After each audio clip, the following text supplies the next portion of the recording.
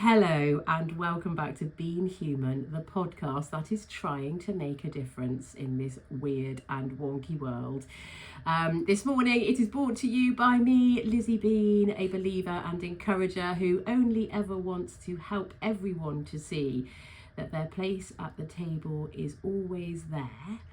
And I'm joined in the hut by me, Molly Moffat.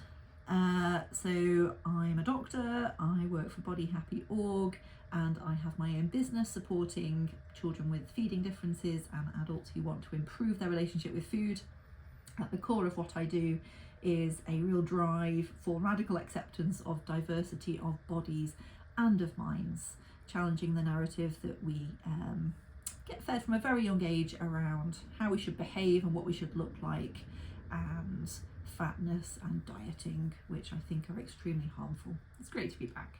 It's great to be back, although it's been an actual struggle to get going this morning for many reasons, least of all because we were trying to pinpoint where on earth this journey was taking us today, which is always a tricky thing because being human is utterly complex, and sometimes we dive into things and then we realise that we've divin so far that we can't quite find our way back to the surface because it is so bloody complex. Although as a bean and a practicing beanologist, I would say that relentless compassion and acceptance is absolutely where I am at.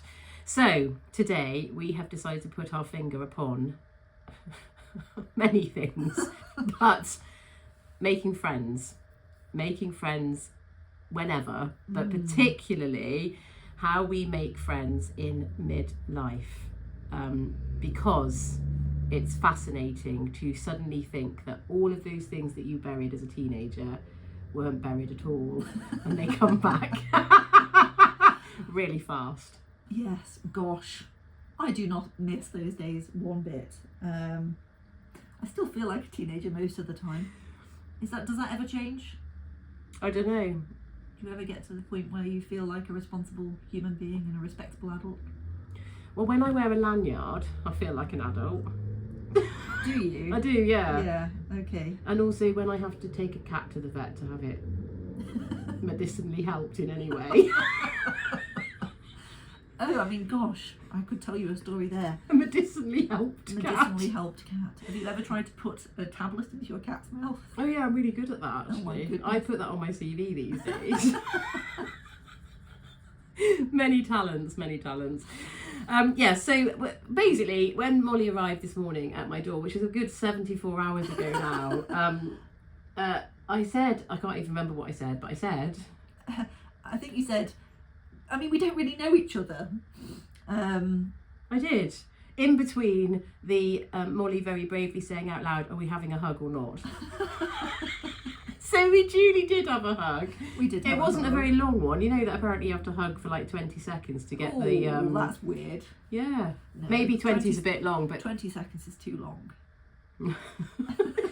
Especially with some people.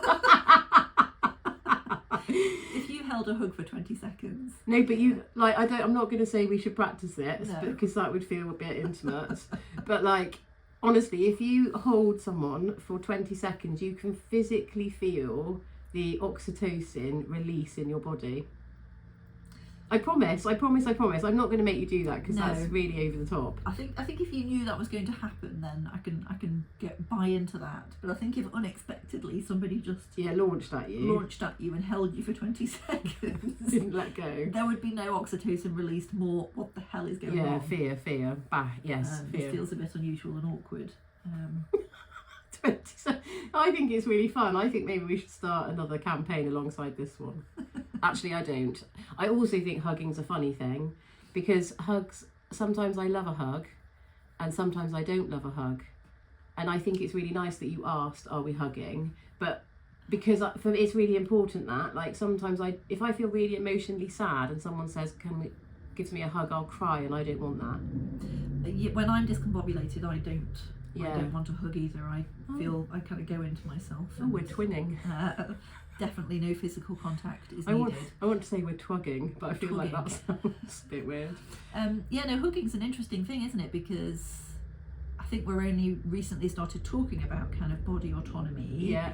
And the fact that children should be able to Say no. Or, you know, not have to hug every relative. Or not sit on granddad's knee or grandma's knee, or Oh my goodness. kiss Auntie Vera. Yes, exactly. Sorry if you're called Vera. That's a name that has not come back in. It will. Do you think? Mm. You see, my eldest daughter, and she wanted me to say her name, Astrid. She is not a hugger, and she walks around with a badge that says, I'm not a hugger. Oh. And I'm really proud of her for this, because I just think that's her saying, these are my boundaries, and I'm sticking to those boundaries. I'm not going to people please or sacrifice my own needs. Comfort. Yeah. Sacrifice my own comfort, exactly, for the sake of somebody else's comfort. And I think, you know, I've definitely done that throughout my life. Yes. Sacrifice my own comfort in order to make other people feel more comfortable. Yes. Me too. In quite recently also. Have you? Yes.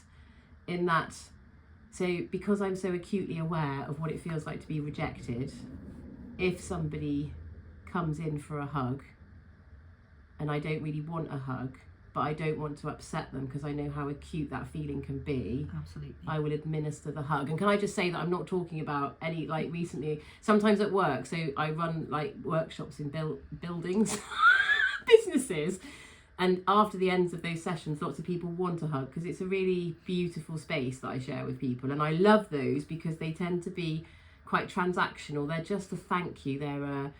There's nothing, it's a magic. So I'm not talking about those hugs, but it's just that whole, I don't know, it's sometimes I don't want to upset people, so I do hug. Yes, no, I don't think I have ever in my life said, do you know what, I don't really fancy a hug right now. Yeah, I mean, I do that, but not, I do that with people that I know. So like if you'd have walked through the door then and said, oh, we're hugging, and I said, I'm safe, I feel very safe with you, which is a thing. But like, I would say to you, even though I know that you'd probably take it quite sensitively,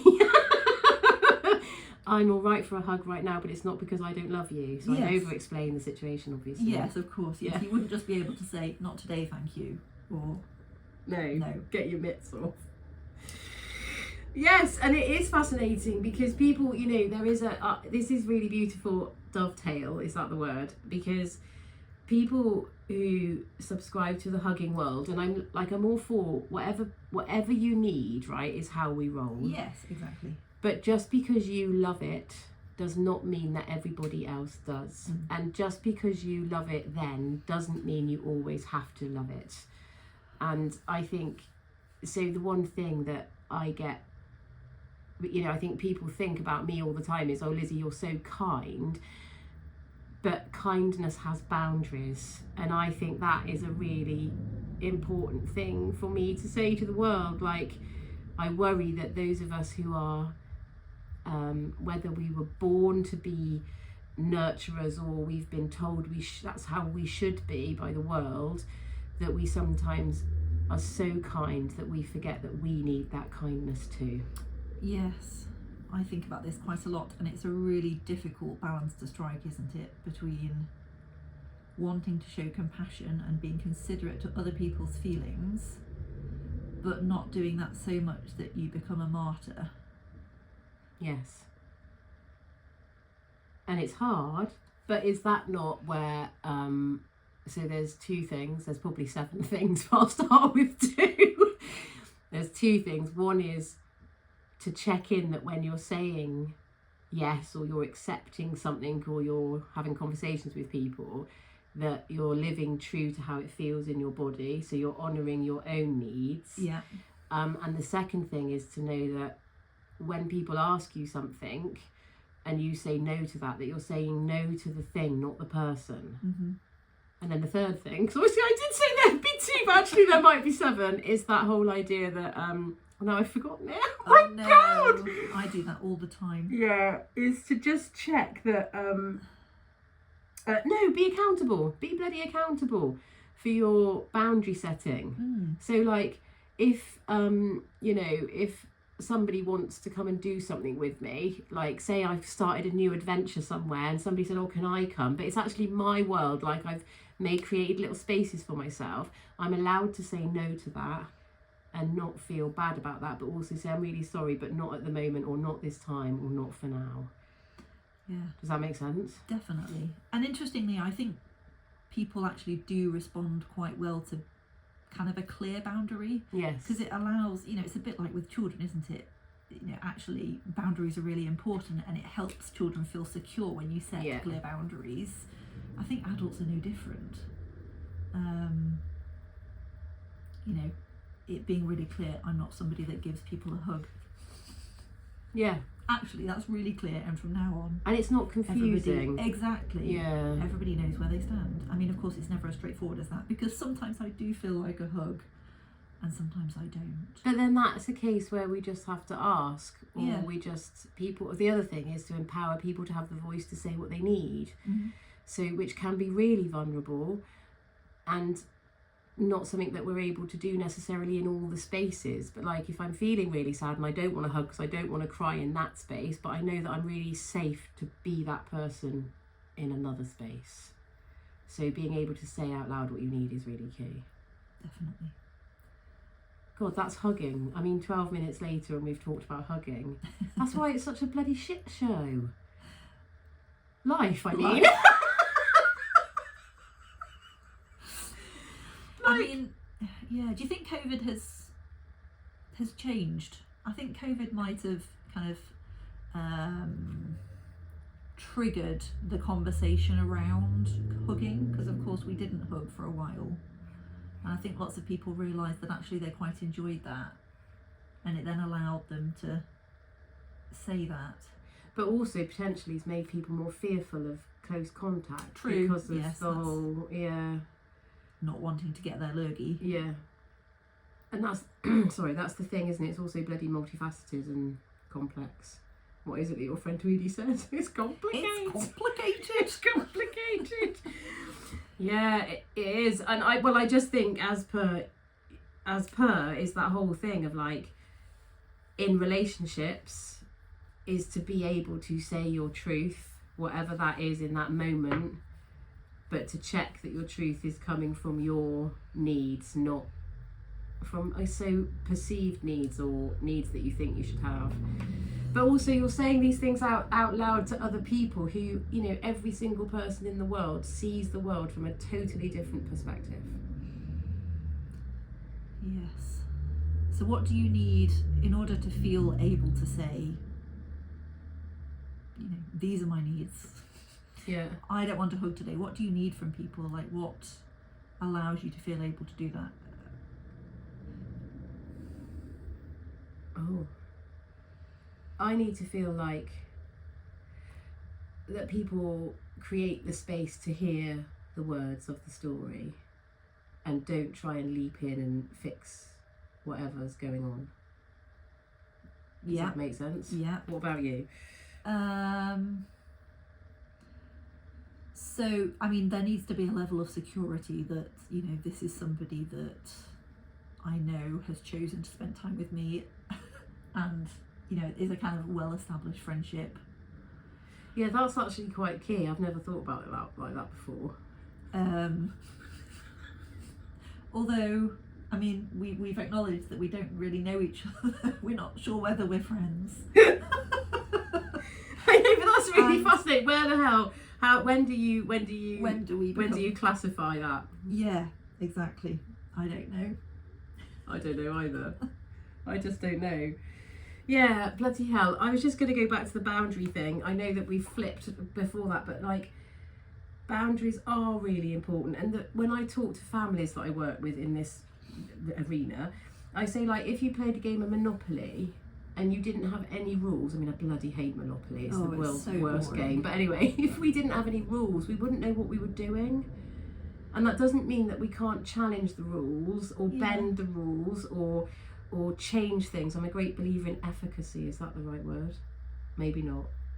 Anyway, I'll think about that. Yeah. Like, everyone needs something different. Like, it's no good having like set rules across the board, because sometimes people need more help in certain areas, and Yes. that's like, do you see what I mean? Oh, equity, that's what I Equity, mean. Yeah. Oh my god, I'm sorry, I just said the wrong word, everyone. But like boundaries, it's important for everyone to know the shape in which they play. Yes, but becoming comfortable in setting those boundaries is a real, well, it takes a lot of practice. And a lot of unlearning. And you have to sit with some level of discomfort as well. In setting the boundaries? Well, maybe I still do because I'm still learning, but yes, I have to work very hard at setting a boundary, and afterwards I have to work very hard at not backpedaling and then feeling really guilty. Yes. I and think justifying it constantly, a bit like you were saying, rather than just saying no. Yeah, you give it no, and then you then explain yourself and you justify. Yeah, it's really tricky, and I think every boundary with every person in every setting can be different, because we're protecting our own energy as well, right? So like your boundaries are going to bend in different ways for different people. But I get the feeling of guilt of like setting boundaries in certain spaces that feel like that those boundaries shouldn't exist there, because I don't know, maybe in the family unit or in close friends who think that they somehow have ownership of you because you are a part of their story. But actually we're all allowed to turn the page and create new trajectories. Yes. And that sometimes does mean putting in new boundaries. And listen, for those of us that have always been yes people and always been put other people in front of ourselves people, putting those boundaries in place will piss people off, because suddenly you're saying no to the things you always said yes to, and you were much more fucking useful when you said yes. Oh, that was very cynical of me briefly. Are you familiar with Philippa Perry? No, but I really want to go Philippa Berio, which is an olive oil. She's married to Grayson Perry. He's an artist. Anyway, she's written I've a heard book. of him, oddly. She's written a few books. Yeah. She's a psychotherapist. And I heard her describing in a podcast that basically most decisions we make, we're deciding between guilt or resentment. Oh, crikey. Which, I mean, sounds a bit bleak, doesn't it? But when we think about boundary setting, you're absolutely right. I either don't set this boundary and feel a level of resentment that I've had to come to something I didn't want to come to, or, I've sacrificed my own time for somebody else's needs. Yeah, okay. That I didn't have. Or I do set that boundary and then that guilt is there. I mean, it doesn't have to be, it's not an inevitability, and we shouldn't have that guilt. Yeah, it exists. But it does exist. There are most of us, and women more than men, I think, are people pleasers. Innate people pleasers. Yes, and I think for somebody who dances in really tricky rejection spaces, so if people say no to me, I feel how hurty that is. Exactly. And then I don't classify myself as a people pleaser. Do you not? No, but I do classify myself as someone who doesn't want to upset people. Is that the same thing? So as in, I will say no, and I will be accountable, and I'll say sorry, and I'll, like, not in a simpering way, but in a I'm sorry I can't, or sorry no, not today, or whatever. But it's because I don't want to upset people, not because I want to please them. It is a different thing. I don't want to make the world sadder, but I don't put myself, I don't compromise my own needs generally. Let's not forget that I'm a mum, and I work in people's spaces, but I don't compromise my own needs in order to please others. It's definitely done in alignment with what I need. But I mean, you could argue that that's people pleasing. Yes. But do you see what I'm trying to say? Like I do, yes, and I'm trying to work out. Like, I don't mind if I upset people, but I'll say sorry. So I'll put a boundary in place, but I'll say... yes, exactly. But then you feel you have to apologise for that. Because it would have upset that person.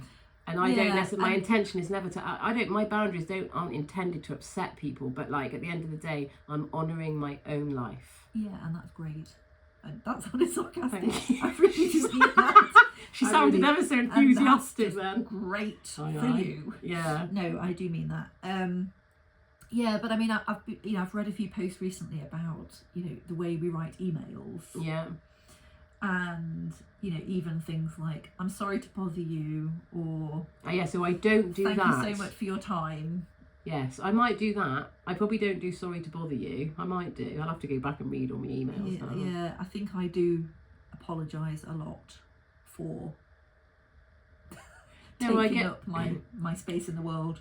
Yeah, the apology, but that's multifaceted too, right? So like the sorry thing. So we don't say sorry enough in terms of when we upset people, right? We've got to be fucking accountable for our piss poor behaviour, and we all do it, and we all make mistakes, and we all upset people. Yes. But if we don't apologise when we upset people, what we're inadvertently doing is telling that person that A, we don't care, or B, we've got nothing to do with the upset. Yes. And there is nothing like a heartfelt apology. I completely agree. Like, I really mean it. If I look at someone and say, I'm really sorry, I really, really mean it. However, we say sorry too much in the spaces like that. Like, you get out of the car and someone's parking, rather than us say, why don't you just wait a second whilst I get out of my car? We say, sorry, we're in the way. Or Absolutely. like, I don't know, like other things, like we're in a queue and we shuffle forward, and then we say sorry to the person behind because we haven't shuffled forward enough. Like, I'm sorry, I haven't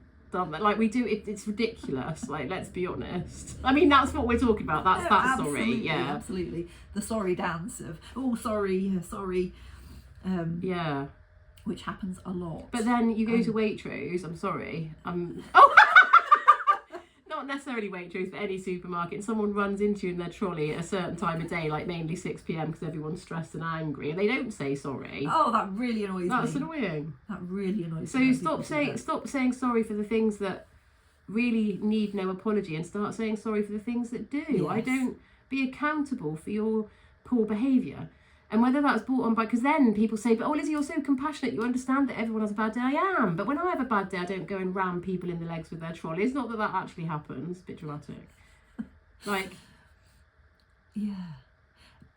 I was thinking about this actually this week because I cried in front of somebody this week, and of course, what did I do immediately? Said sorry. And as a doctor, as a GP, people cry in front of me quite a lot. They do with you too. And people will always apologise. It's the first thing somebody does when they start crying. I'm sorry. And they feel that they have to apologise for being emotional, having emotions, being a human being. Being a burden, that's why it's that. And every time I say to them, please, you don't need to apologise. And yet I did exactly the same thing when I started crying. I know. So where has that come from? Okay, so that's this emotional thing about like not wanting to be a burden, isn't it? Like, we're talking about a whole generation of people who are told to cheer up and don't cry. When Absolutely. So we're asking people to sit with the discomfort of us being upset, and it is uncomfortable for a lot of people to be around somebody who is sad and upset. Yeah. So that's where the apology comes from. Yeah, because we don't want other people to carry our discomfort. No, but then is that exactly. inadvertently? I love that we started talking off about friendship and now we're talking about discomfort in crying. But that's good. No, I like this. But that inadvertently is this idea that we don't want to piss people off. So it actually comes back down to people pleasing, or in my model of thinking, not pissing people off. Not pissing people off. I think there's also an element of needing to apologise for taking up space and being who we are there, isn't there? Because we all have emotions, we get upset about things, and we still feel we need to apologise for that, rather than this is how I'm feeling, I'm having a difficult day, I'm going to have a good cry about it. Yeah, so how I would do that in my world is I say thank you to people for holding space for me. Yes. Rather than I'm sorry that I'm crying. Oh, that's brilliant. So there is a real switch of, and this is not just well-being wankery, but a real switch of energy if you've got nothing to be sorry for, right? So like, But if you change that to thank you for holding space, suddenly that becomes about connection, not about silence. It becomes about compassion, not about shame. Mm-hmm. Yeah, does that make sense? Yeah.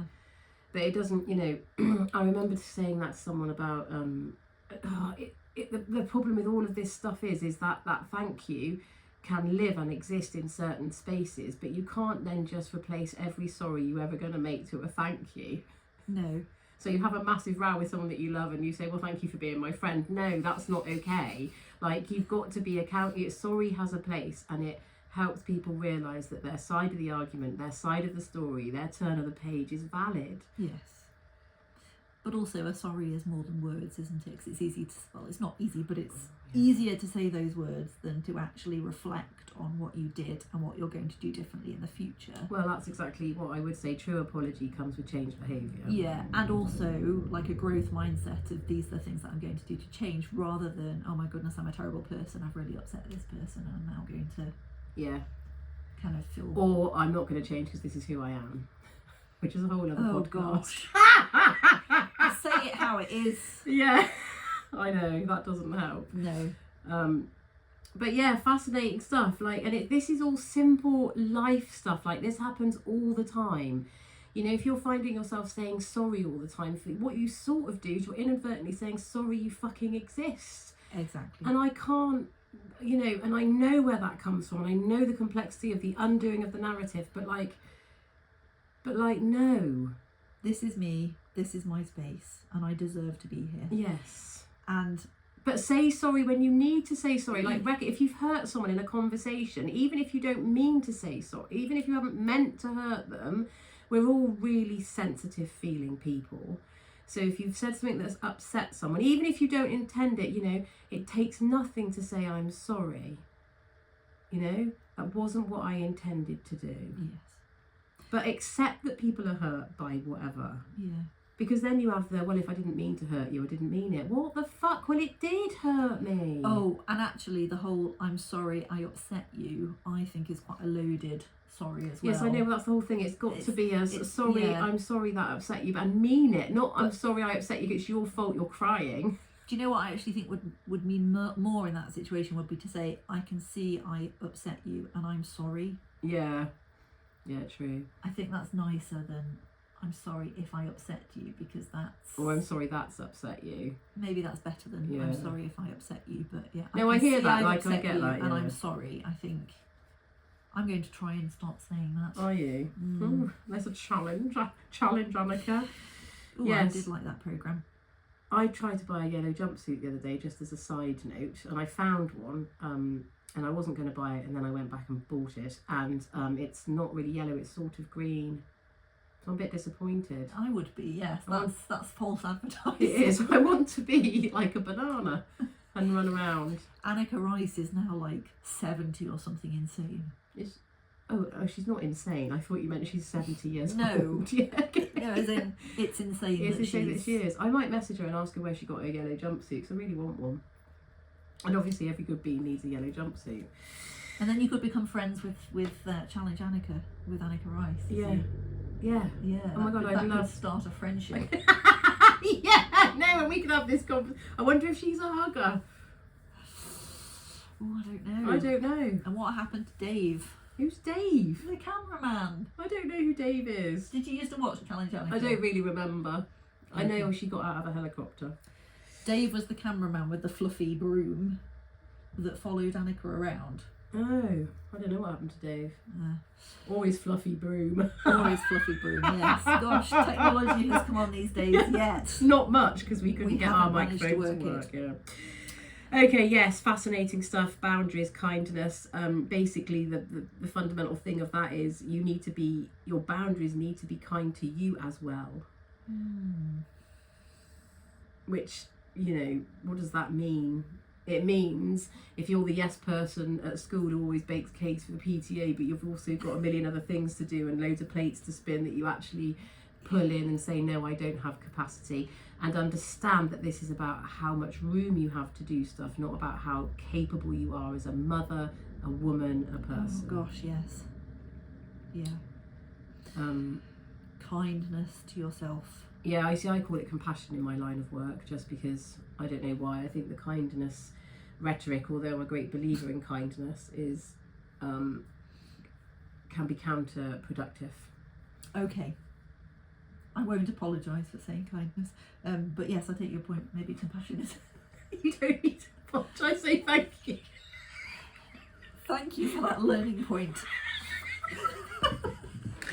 Oh my god, it's a mystical moment. I will show compassion to myself now. Yeah, and recognise my limitations.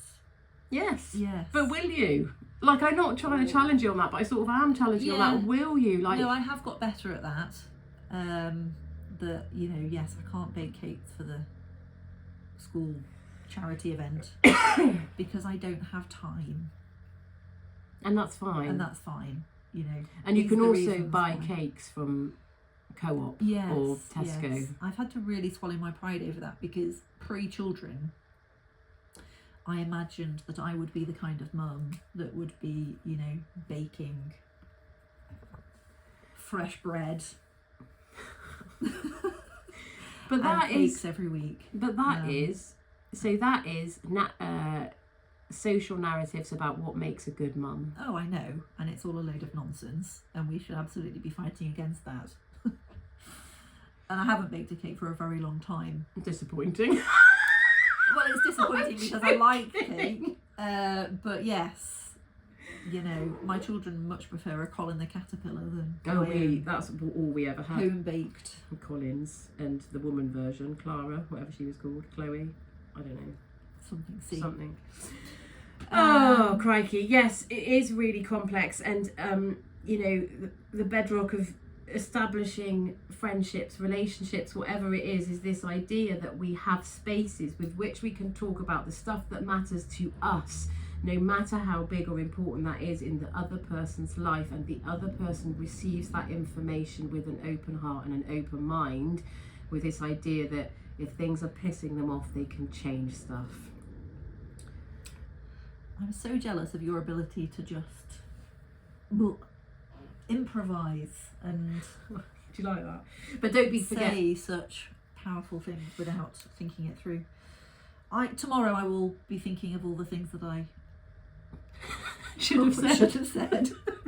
Not the things I shouldn't. That's a brilliant lead on, right? That is, you see. Is it better to regret the things you should have said or regret the things you shouldn't? Oh gosh, the post-mortem. Oh, the post-mortem. Oh my goodness. The days of agony I have spent cringing about what you've said at myself and the things that I've said and the things that I regret saying. I can't remember if I said this last time. So Molly and I both, Molly is diagnosed something, ADHD, sorry. Yeah, autistic and ADHD. Okay, so she's double whammy. And I don't know if I'm on and whether I've got ADHD, but we both think that that's possibly a thing. But anyway, that aside, the reason why I'm saying that is because I went to a party, and I can't remember if I've said this story before. No, you haven't. Haven't I not? No, definitely not. Okay, so I was at a party of somebody, and I was sat round a table of people who I know, we're friendly, some more friendly than others, and the song "I Will Survive" came on by Gloria Gaynor, and I don't know what happened. I don't know whether it's because I'd had 3 appetizers or whether it was late and there was a full moon.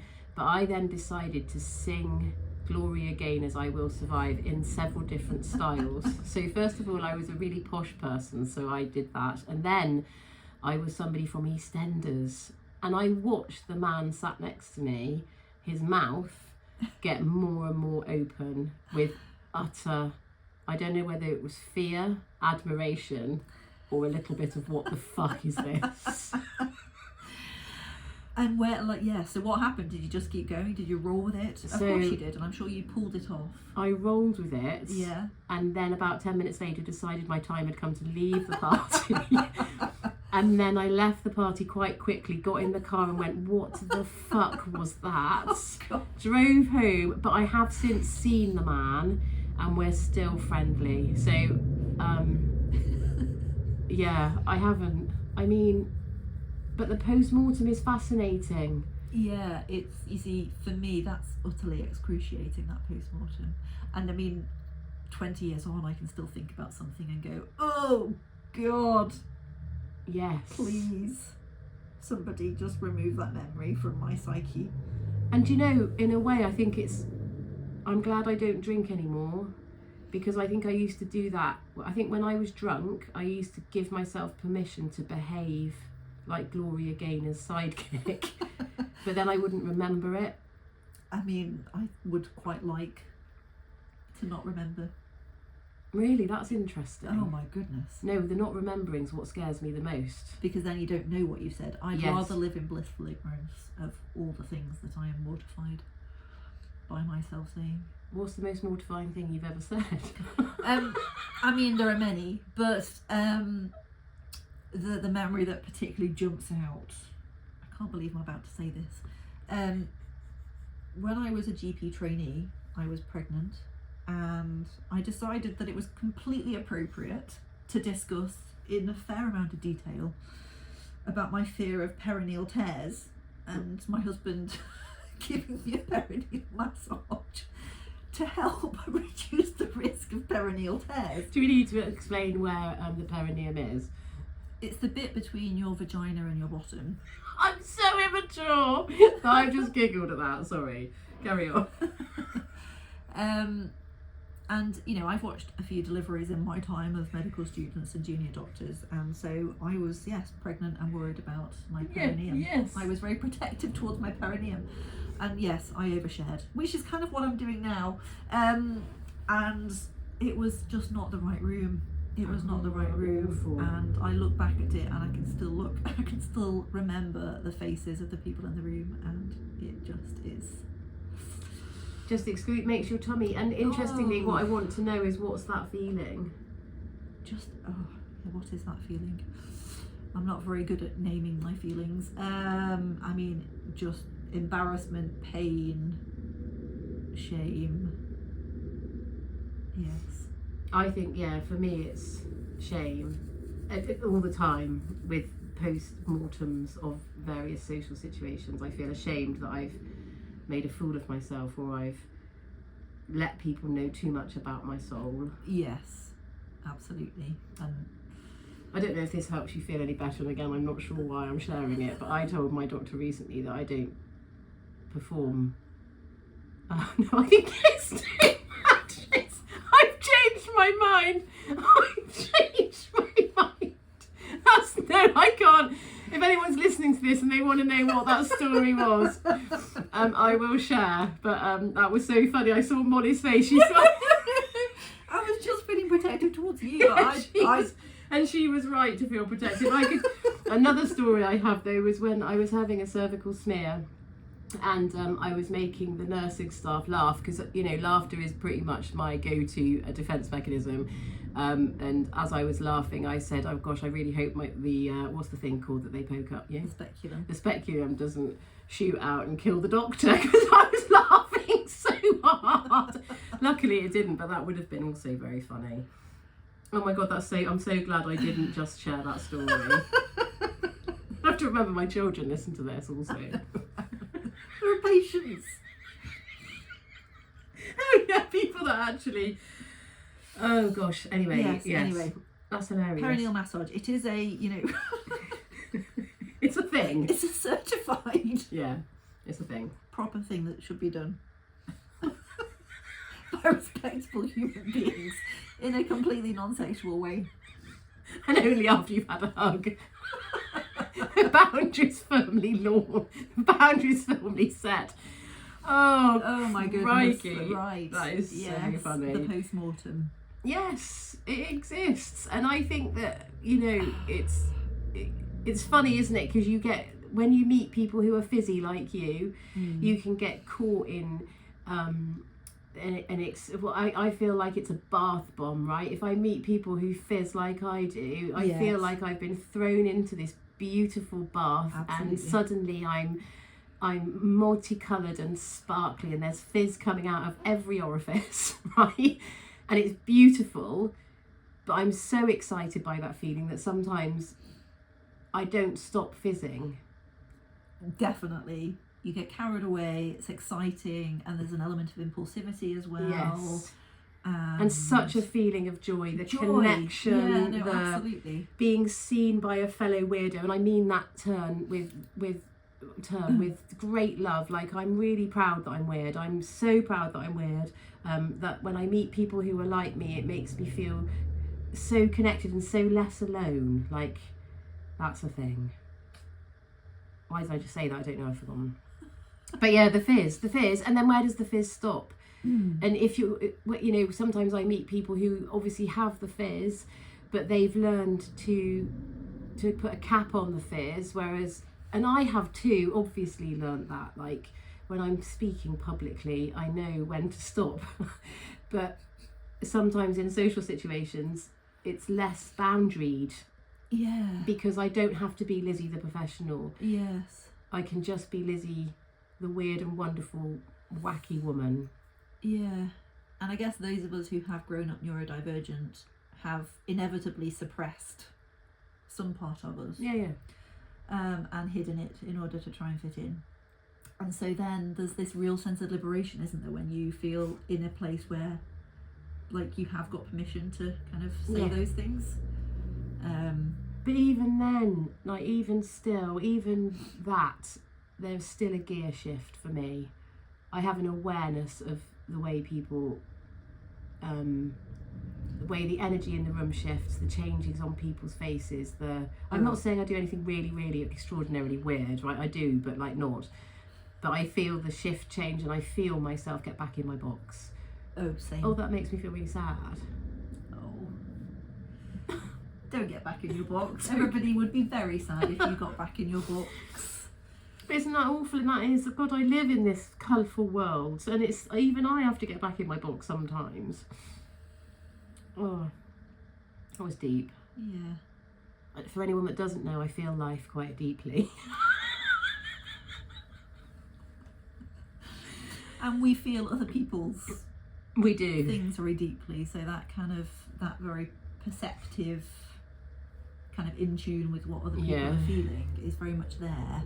But really interestingly, with people who struggle with self-compassion and self-love, if they, I mean, obviously this is not across the board, but if they give you a bit of their story and you feel really sad about it, because there's some extraordinarily sad stories in this world, yes, and then you cry, that can actually make the person that's telling you the story feel worse about who they are, because they're making you feel sad. Does that make sense?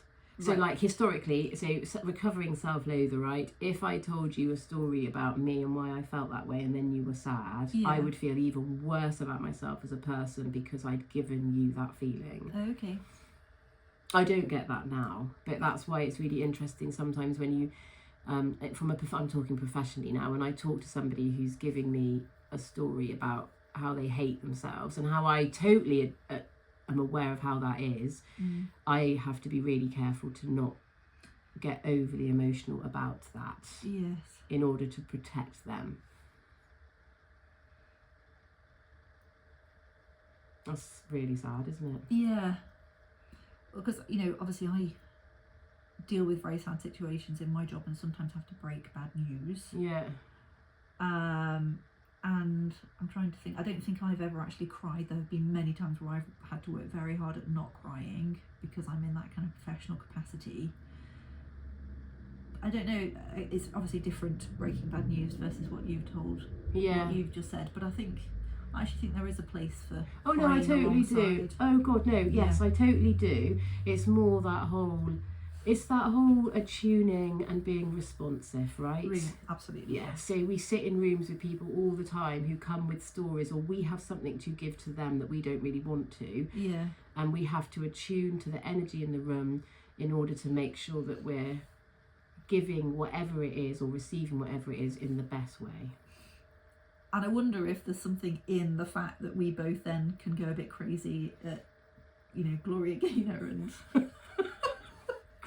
nearly telling stories. Because, when you are constantly, I don't know. No, yes, constantly making sure that we're in the right gear. Exactly, and being really receptive and responsive to other people, then when you are able to just kind of, fart it all out Yeah. and behave like yourself. like being silly. Yeah. I think there's something lovely about just being able to be silly every now and again. Oh, I do. I love being silly. It just makes me feel so happy. I also love being silly, and Yeah. I love making people laugh, but I also love making people cry, which again, that sounds really odd, but I think I was talking to a musician the other day. He played his guitar for me. I felt very blessed about this. I said, I really like making people feel sad and making people feel happy. And he looked at me and he said, it's the feeling that matters. And honestly, my heart, I was like, oh my God, yes, it's that. It's like, I want the world to feel. And that is involved in all the things. But yeah, play is massively underrated. I tried to organise a town a town game of hide and seek. Right. Like in the dark. Like we'd invite everyone from the community to come and play hide and seek. It didn't happen. I'm still at the hide and seek stage of parenting, so no. No. I spend so much of my time going, where could they be? Oh yeah, Are they behind the door? See, I'm in that place now where I try and get the children to play hide and seek in the dark, especially. Excellent. I like the fear. Oh no, that's really scary. No, it's great. The fear element is brilliant. No. Gosh, that's really scary. Oh dear. Right, we've been talking for 46 minutes, and I love it. And I could sit in here and talk for 46 more, but yes, probably we need to have stop. To consider that we have other things to do, and the fact. The needs of the listener. Yeah, exactly. So I get, in summation, what would I say? Relationships are tricky, friendships are hard. I find the people that help you to feel safe and seen, and the people that, you know, a really key tip to any human in the world is, if somebody comes to you and says, I'm feeling blah, validate that space. Like, don't say, oh, it could be worse, or just say, I'm sorry, life is feeling like that. Can I get you a cup of tea? Like, well, honestly. I understand why you're feeling like that. Yeah. And that's really shitty. So yeah, that's my top tip. There's probably been many more along the podcast, but yes. What would my top tip be? I don't know. Be my friend. Yeah. Please. Basically, excuse me if you ever see me out and about and I've gone a bit bonkers. That is me just exploring the fizz of my bomb. Not a euphemism. And please share this podcast with your worlds. We're only ever trying to help everyone come home to this idea that they are enough in all their weird, wonky, wonderful ways. They're fabulous, flawed, and a little bit fucked up. And that's a beautiful thing. Oh, love it. Yes, and rate. Apparently rating and reviewing our podcast will help. Make it be seen. So do that. If you could please do that, that'd be great. Follow us on the socials, look us up. All our blurb is in the blurb attached to the podcast. And on that note, it's a good night from me. And it's a goodbye from me. Cheerio. I don't know if I need to delete it. Oh my God. I would actually cry. Oh, that might have stopped the video.